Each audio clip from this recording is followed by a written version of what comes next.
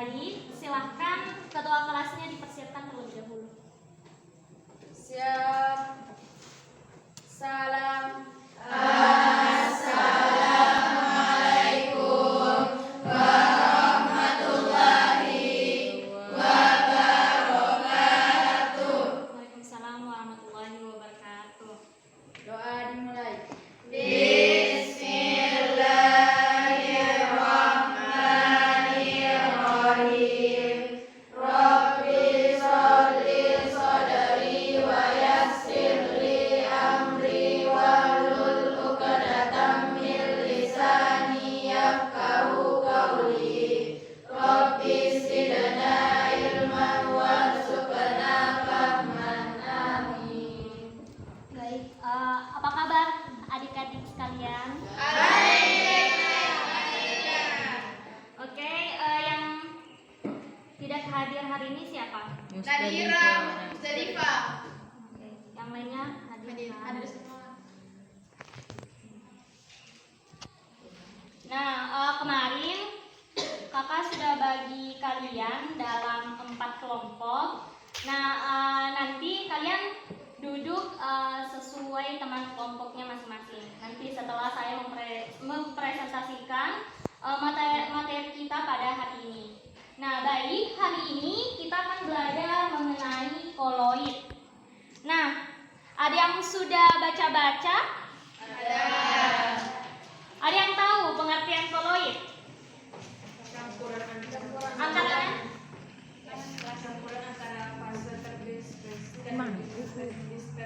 Oke, campuran antara fase terdispersi dan medium terdispersi. Ada yang tahu contoh koloid dalam kehidupan sehari-hari? Kopi. Terus? Minyak.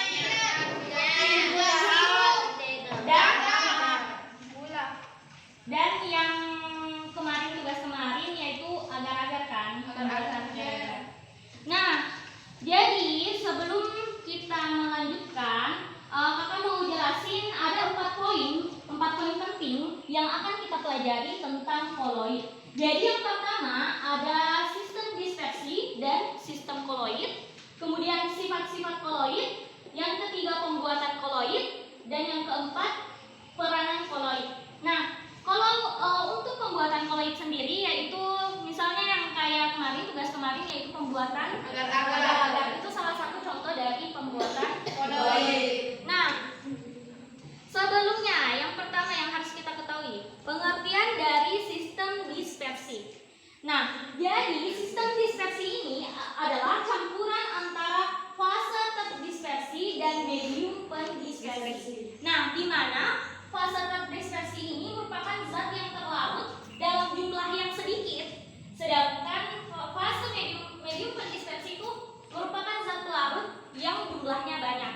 Nah, kalau misalnya kakak mau buat suatu larutan garam antara air dan juga garam, ketika garam dimasukkan ke dalam air, yang mana yang merupakan fase terdispersi dan medium pendispersinya?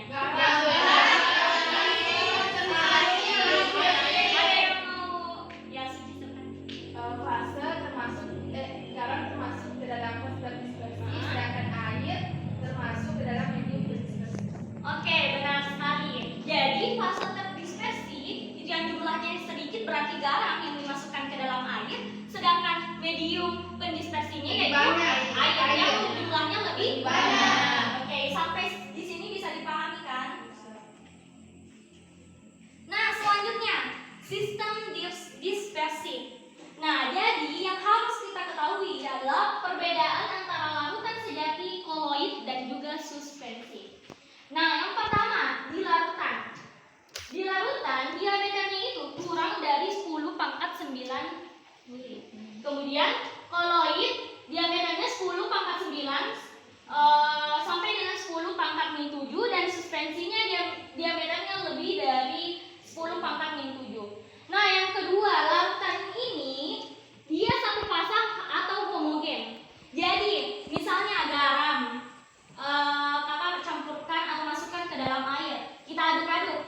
Nah, dia tidak ada kayak fasa di atasnya. Jadi, larutannya satu kan, menyatu antara garam dan juga air. Nah, di sini kalau di koloid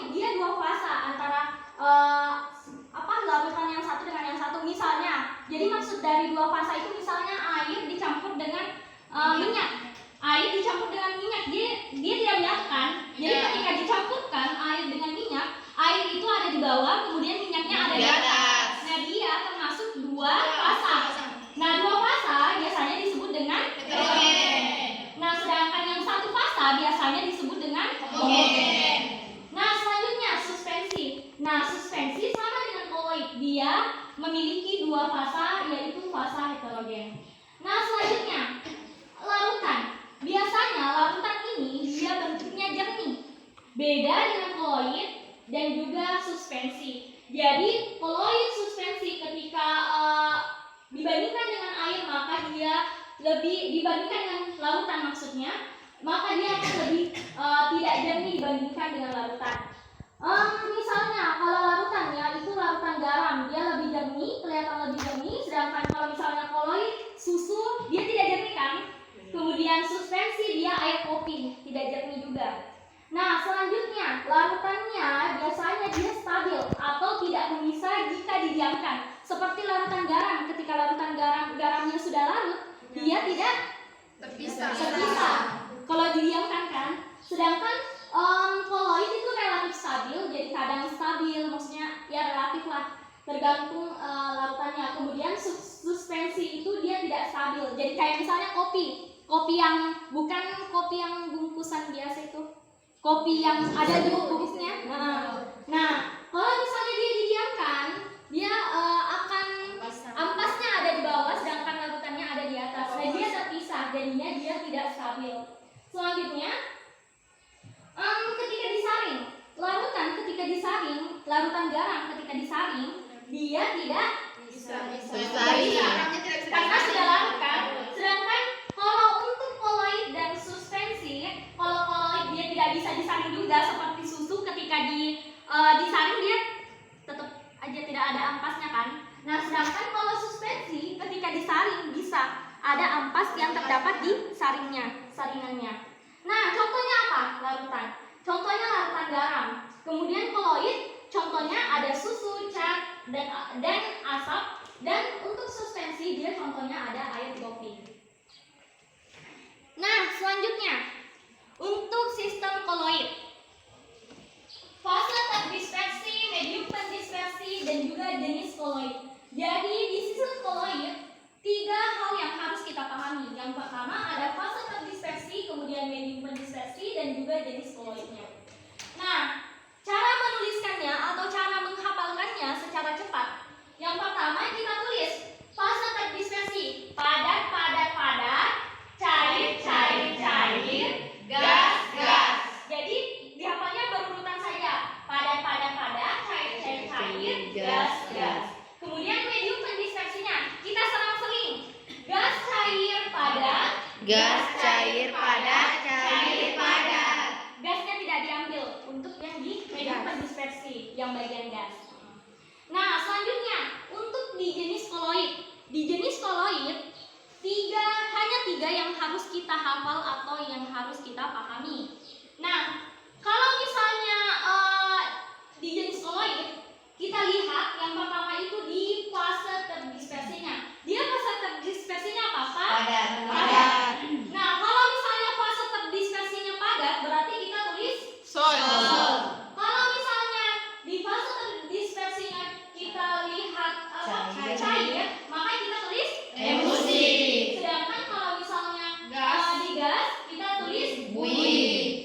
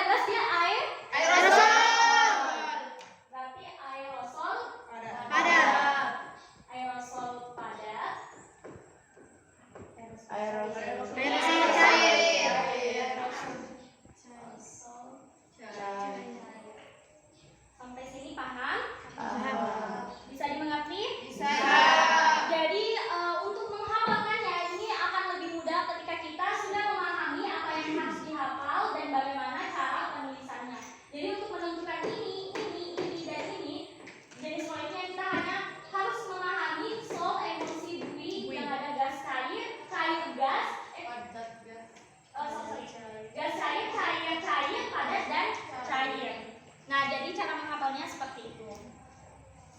Nah, ini hasilnya nih. Sama kan? Dia aerosol padat, terus sol padat, aerosol cair, emulsi padat, dan Bipadat. kalau misalnya kita buka yang di buku, dia tidak akan sama dengan yang ini. Dia maksudnya acak. Oke. Nah, selanjutnya karena kakak sudah membagi kalian dalam 4 kelompok, nanti bisa duduk di kelompoknya masing-masing. Nah, di sini kakak mau memberikan kalian ada 4 sifat dari sifat-sifat koloid. Nah, di sini jadi masing-masing satu kelompok akan menjelaskan atau nanti akan mempresentasikan dari satu sifat koloid. Nah, di sini kan salah satu contohnya efek tindal. Jadi efek tindal, nanti kakak kasih kertas.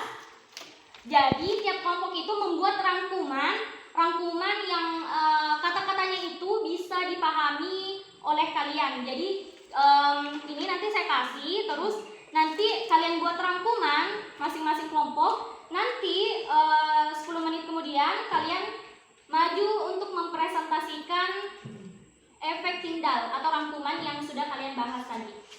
Oke, sampai sini paham? Nah, jadi yang untuk kelompok 1 dia efek tindal. Yang kelompok 2 ada gerak Brown.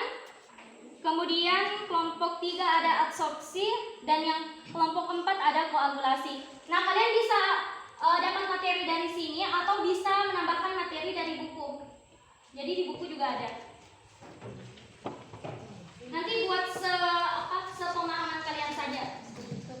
Perwakilan kelompok bisa maju. Kelompok 1.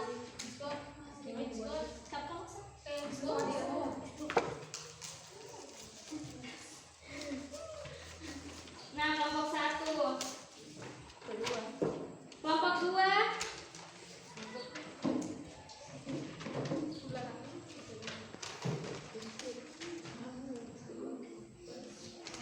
Kelompok 3.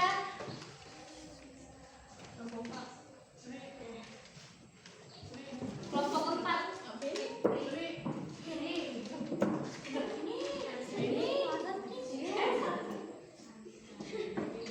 Oke. Oh iya, ini kertasnya. Mana tadi? Ini efek tindal. Terus gerak Brown. Absorpsi sama koagulasi. Oke, bisa duduk. Kalian bisa buat mind map. Ada yang tahu mind map? Yes. Nah, nanti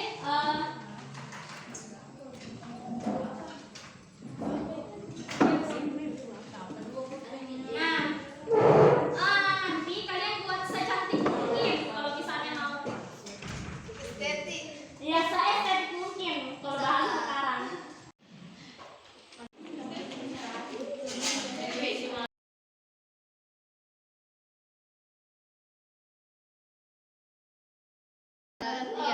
Assalamualaikum warahmatullahi wabarakatuh. Waalaikumsalam warahmatullahi wabarakatuh.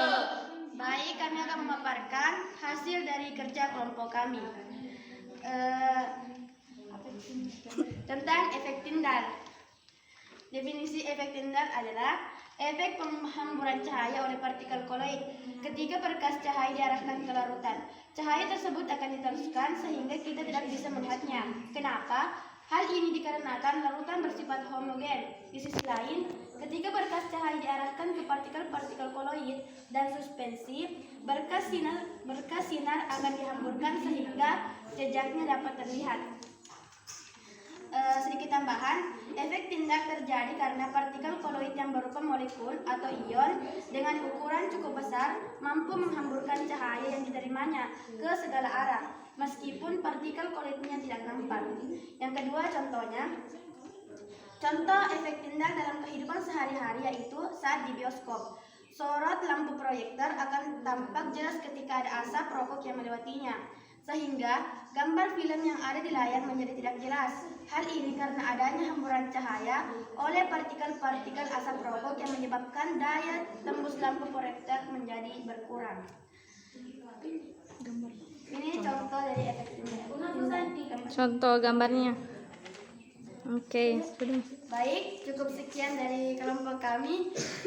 Lebih dan kurangnya mohon dimaafkan. Wassalamualaikum warahmatullahi wabarakatuh. Waalaikumsalam warahmatullahi wabarakatuh. Assalamualaikum warahmatullahi wabarakatuh. Waalaikumsalam. Kami dari kelompok 2 ingin mempresentasikan tentang materi sifat-sifat koloid yaitu gerak Brown. Gerak Brown adalah gerak acak partikel koloid dalam medium Pendispersi. Gerak Brown adalah gerak acak, gerak tidak beraturan atau gerak zigzag partikel koloid. Oke. Kelompok. Gerak acak ini disebabkan oleh tumbukan tidak seimbang antara partikel-partikel yang terdispersi dengan molekul pendispersinya. Gerak Brown pada sistem koloid menyebabkan partikel-partikel koloid tersebar antara dalam medium pendispersi yang ini contoh gambar dari gerak Brown. Oke. Contoh gerak Brown dalam kehidupan sehari-hari adalah susu. Oke. Susu merupakan emosi yang sebagian besar terdiri atas air, protein, lipida, enzim, asam-asam organik, dan sejumlah garam anorganik. Seperti contohnya susu, jika didiamkan lama tidak akan didapati endapan. Oke. Sekian dari kelompok kami. Assalamualaikum warahmatullahi wabarakatuh. Waalaikumsalam warahmatullahi wabarakatuh. Bismillahirrahmanirrahim. Assalamualaikum warahmatullahi wabarakatuh. Waalaikumsalam wabarakatuh. Oke. Baiklah, kami dari kelompok 4 akan membacakan materi dari kami, yaitu koagulasi. Adapun pengertian koagulasi yaitu peristiwa terjadinya pengendapan pada koloid. Pengumpalan partikel terjadi karena adanya kerusakan stabilitas sistem koloid atau karena penggabungan partikel koloid yang berbeda muatan sehingga membentuk partikel yang lebih besar. Koagulasi dapat dipengaruhi oleh pemanasan, pendinginan, penambahan elektrolit, pembusukan, pencampuran koloid yang berbeda muatan, dan elektroforesis.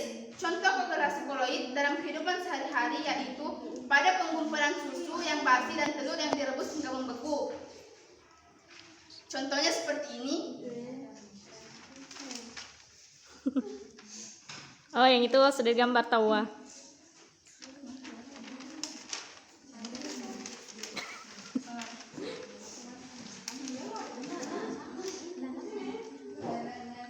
Koloid yang bermuatan negatif akan menarik ion positif, kation. Sedangkan koloid yang bermuatan positif akan menarik ion negatif, anion.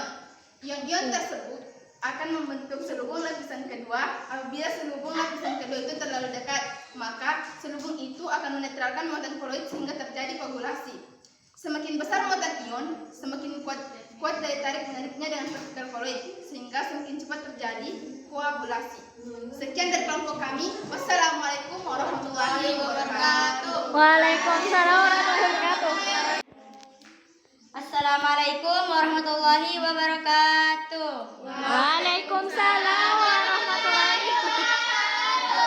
Kami dari kelompok 3 akan mempresentasikan hasil kerja kami mengenai absorpsi. Pengertian absorpsi. Absorpsi merupakan peristiwa menempelnya muatan di permukaan partikel-partikel koloid. Absorpsi terjadi karena adanya kemampuan partikel koloid untuk menarik atau ditempeli oleh partikel kecil. Kemampuan menarik ini disebabkan karena adanya ketegangan permukaan cukup tinggi. Alhasil, ketika ada partikel kecil yang menempel ke koloid, partikel itu akan cenderung tidak mudah lepas atau tetap menempel. Zat-zat terabsorpsi dapat terikat kuat membentuk lapisan tidak lebih dari 1 atau 2 lapisan partikel. Partikel koloid mampu menyerap molekul netral atau ion-ion pada permukaannya.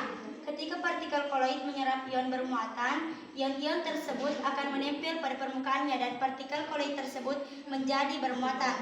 Adapun partikel koloid yang banyak digunakan dalam berbagai bidang industri, misalnya industri gula untuk pemutihan gula, industri tekstil untuk proses pewarnaan, perusahaan air minum untuk menjernihkan air.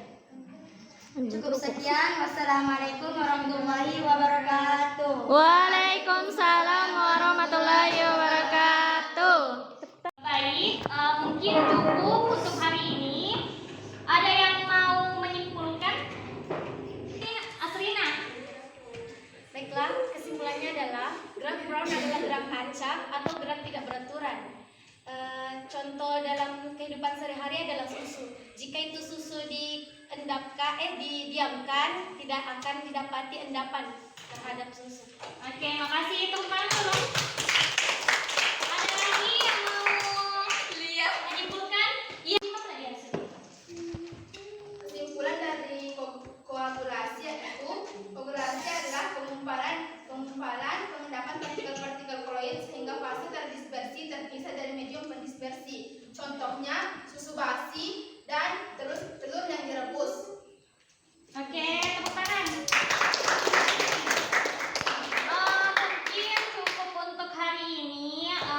Semoga sifat-sifat dan penerapan koloid dalam kehidupan sehari-hari dapat dipahami dan dapat dimengerti. Sekian dari saya, kurang dan lebihnya mohon dimaafkan. Assalamualaikum warahmatullahi wabarakatuh. Waalaikumsalam warahmatullahi wabarakatuh.